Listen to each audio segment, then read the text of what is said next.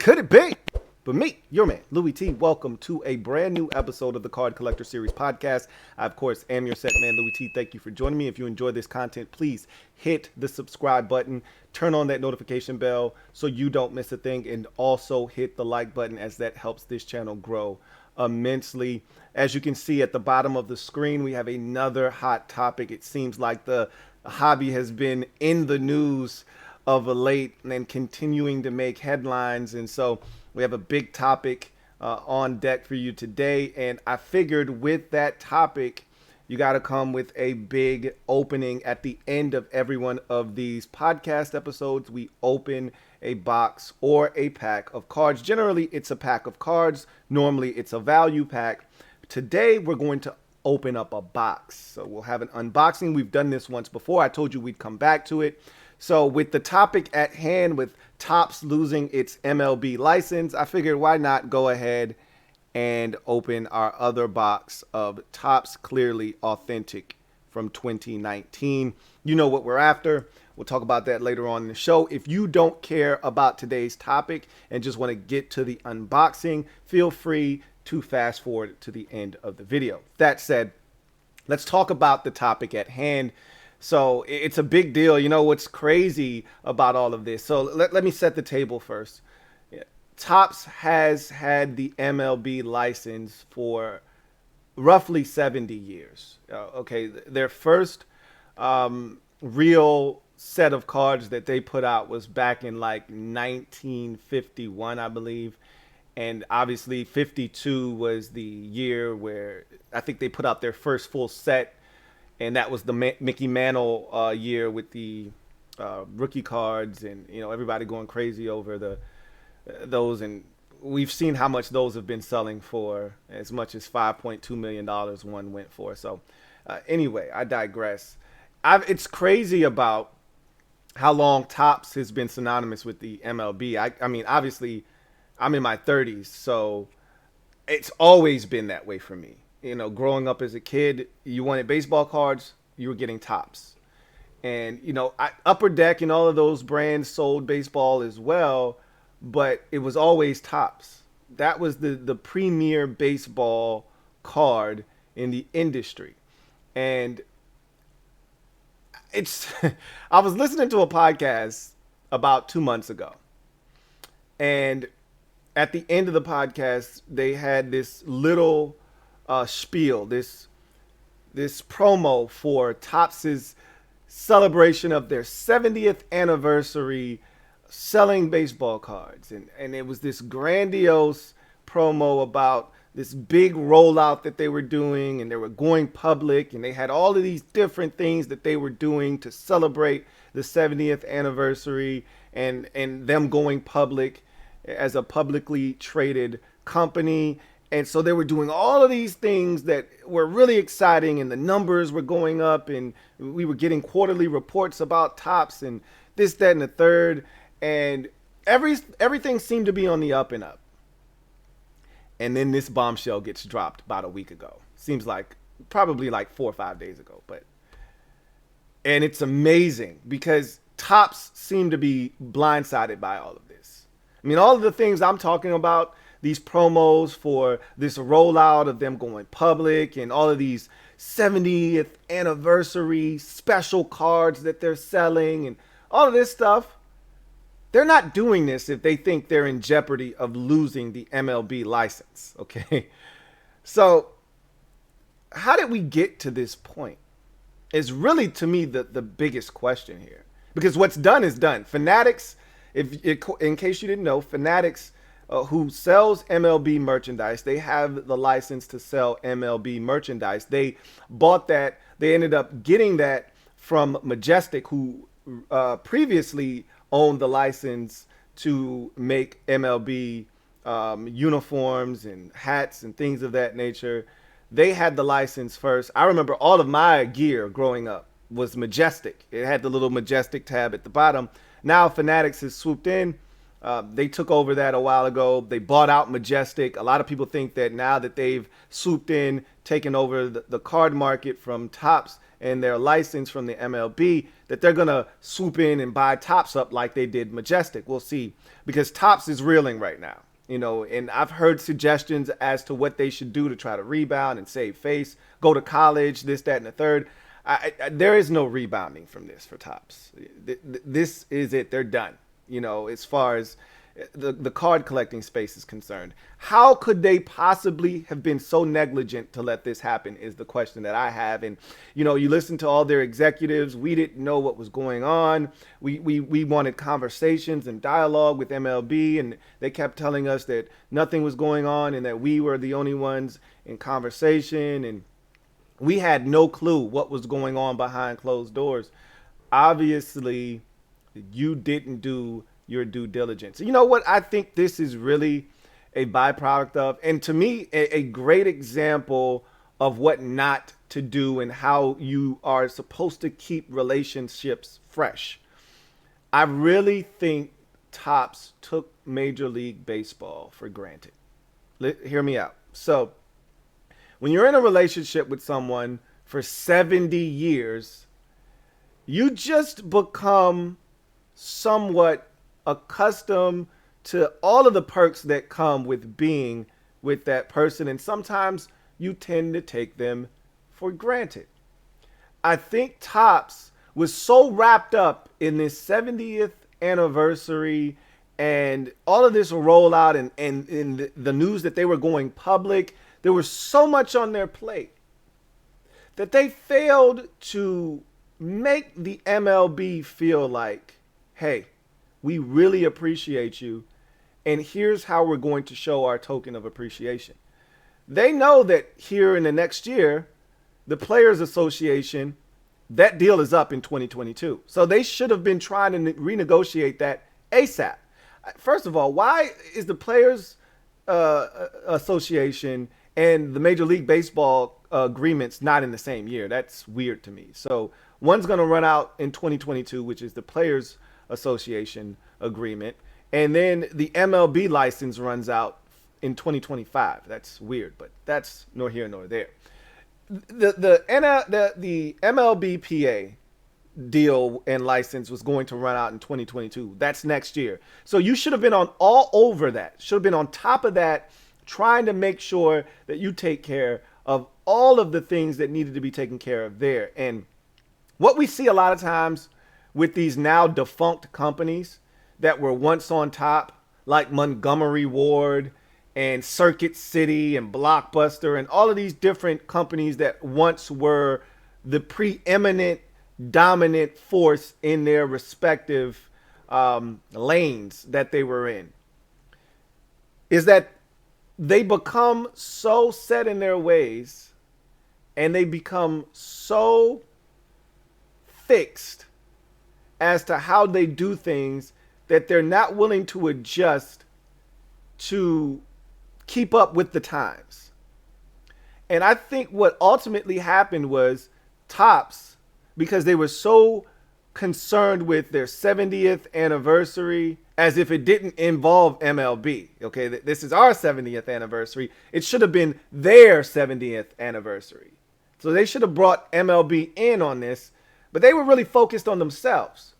Their rollout, all of these new cards that they were going to put out as these tokens of, their appreciation for 70 years of service. And then this public trading that they were going to eventually get to over the next, I think, 2 or 3 weeks or so. They were supposed to go public. And so they were so focused on all of the things that they had to do, they lost sight of the thing that was the most important, which was the license that kept the lights on for their company. And honestly speaking, what Fanatics did was they took advantage of a situation. They're the young upstart company. And so they see the trend going. And what they essentially did was what the Lakers did with Shaq once upon a time. Orlando thought there was no way we're going to lose Shaq. We got this kid. He's ours. He's not going anywhere. They took him for granted, right? And if you've ever watched that 30 for 30 documentary, it got to the point where the Magic realized, oh shit, what did we just do? Like, is this guy really gonna leave us? So now they're ready to put their best offer, their full court press on Shaq and his agent. And that cow had already delivered all of its milk. That ship had already sailed. They met with Shaq's agent at a volleyball tournament,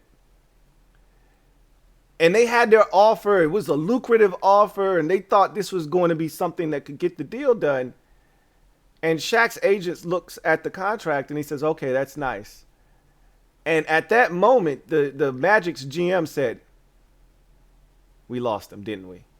He said, "No. This is nice. We'll be in touch." And he knew at that moment the Lakers had already had him. It was over. They didn't have a chance. They waited too late. And what essentially happened here is the same exact thing. Is that Topps, they claim they didn't know, and maybe they didn't. Maybe they were blindsided, and it could happen.